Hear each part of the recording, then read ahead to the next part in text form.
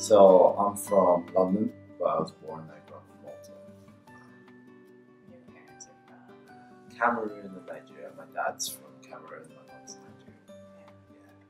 And I'm from the United States, New York. And my parents are Chinese Korean. My mother's Korean, my father's Chinese.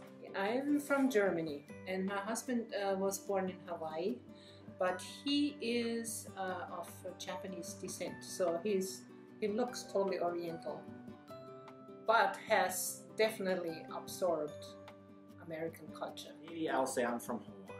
That's probably the most succinct answer. I'm half German, half Japanese.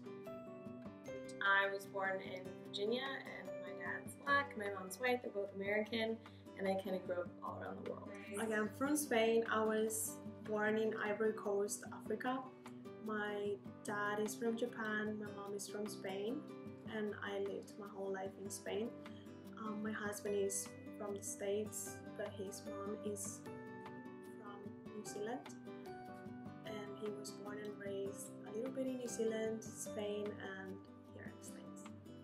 Well, we had a somewhat arranged marriage. I wanted to marry somebody that was in the same faith, and so I asked my parents to start looking for the right guy, and we were introduced actually through a mutual family friend. So my family was friends with her, and his family was friends with her, but our two families had never met.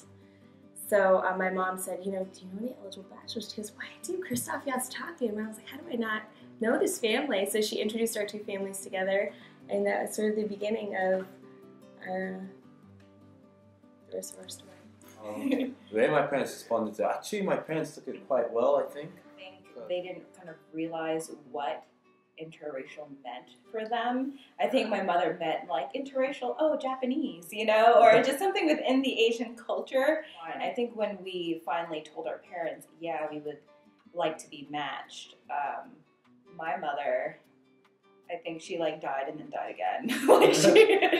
she was really having a hard time. It was a little difficult adapting to the culture because I find that here people are more quiet, where in Spain people are more, they're louder people. So for everything they make a big deal and they are always screaming to each other even though they're not annoyed to one another. So when I first came here, they were always like, oh, you should lower down your voice a little bit, because it's kind of loud here, there's neighbors and people can hear everything.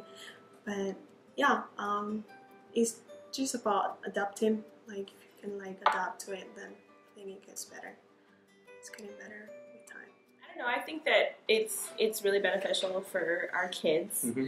I mean, I felt that it benefited me growing up in an interracial and multicultural household, and I feel like with our kids being so multiracial that that they get the benefit of a lot of different cultures, and that they have a very kind of open mind, open heart.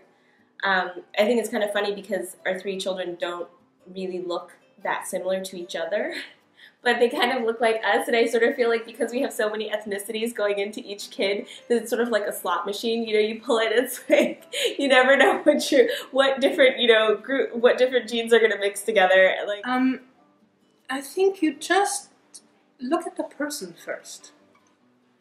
And then of course behind that person are things, sort of the background, the backdrop.